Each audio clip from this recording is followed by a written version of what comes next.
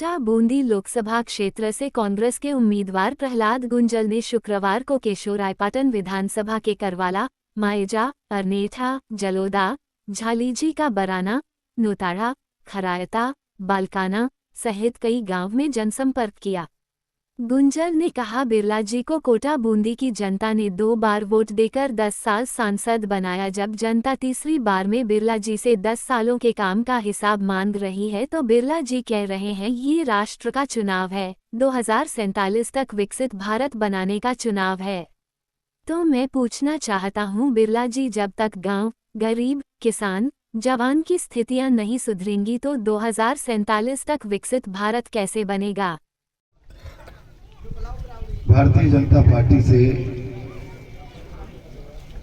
बिरला जी चुनाव लड़ रहे हैं। 10 साल से आपके सांसद हैं। मैं आज चढ़ी के लोगों के बीच में एक छोटी सी बात करना चाहता हूं। प्रहलाद गुंजल न चढ़ी के लिए पुराना है, नया है, और न चढ़ी मेरे लिए नई है, पर मैं वोट मांगने पहली बार आया हूं। और कई बार पहली बार जब वोट मांगने आदमी आता है तो कोरे भरोसे से बात बन जाती है। पार्टी की रीति नीति, आदमी का चाल चरित्र, चेहरा। लेकिन 5 साल जब वो दोबारा 5 साल बाद वोट मांगने आता है तो आदमी के कर्मों की किताब जांची जाती है।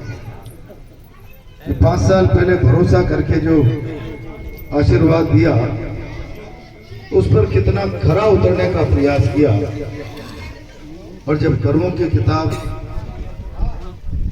जांची जाती है तो मैं चढ़ी के लोगों से पूछ रहा हूं, बिरला जी को 10 साल हो गए,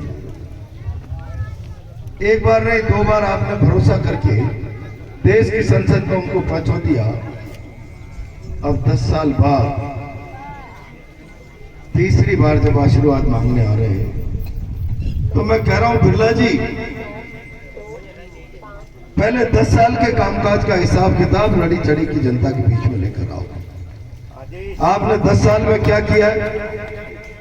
10 साल लगातार 2 बार तो नहीं होगी। बहुत तकलीफ होती है जब रात के 2 बजे किसी किसान का फोन आता है, गुंजल साहब रजाई ओढ़ के आप सो रहे हो।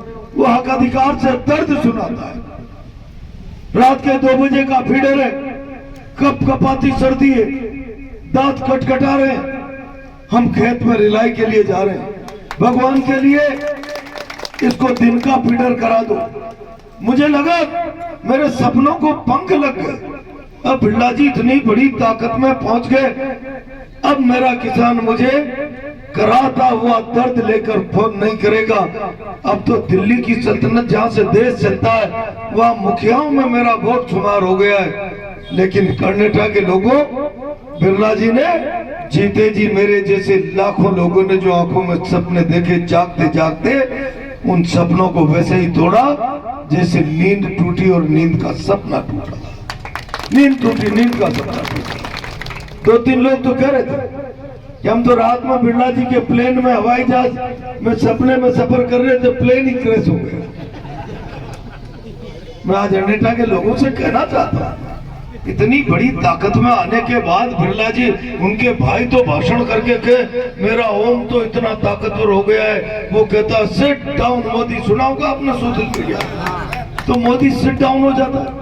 अरे भाई बिरला जी, सिट डाउन मोदी की ताकत का अंदाजा तो मुझे तब लगता जब मेरा पाटन और तालेड़ा क्षेत्र का किसान वर्षों से कह रहा, और आप भी भाषणों में लप्पाजी करते रहते थे, शुगर मिल चलेगा, शुगर मिल चलेगा। इन 5 सालों में मैं केशोरायपाटन जाता और शुगर मिल की चिमनियों से धुआं निकलता हुआ नजर आता तो लगता बिरला जी सिट डाउन मोदी वाली पावर में आ गए हैं।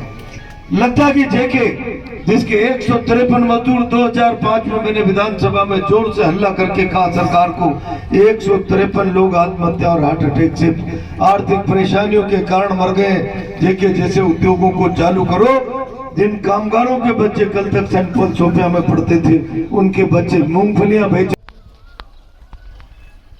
कोई बात तय नहीं हो जाती। मैंने उनको ये कहा है कि भरोसा करो, क्योंकि 90 साल पुराना गांव और 100% एससी का गांव है। मैं सच मानना ये बैरवा की झोपड़ियों का मामला देश की संसद में बुझा दूंगा, मैं देश की संसद में।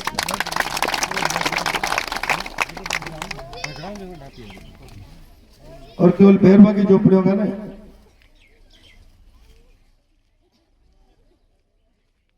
गांव, गरीब, किसान, जवान, आम आदमी की बात जो भारत की संसद में जो भरोसा करके मुझे भेजोगे, मैं पूरी ताकत और जिम्मेदारी के साथ रखूंगा।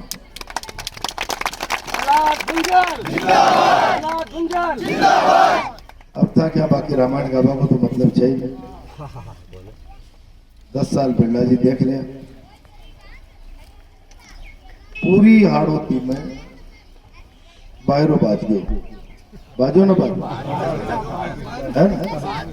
हम तो मजाक खेबी पूछू मैंने कि 42.5 को टेम्परेचर छे बाहर को, और बिरला जी के जाने 50 डिग्री की चक्कर लगी थी। यार देखाओ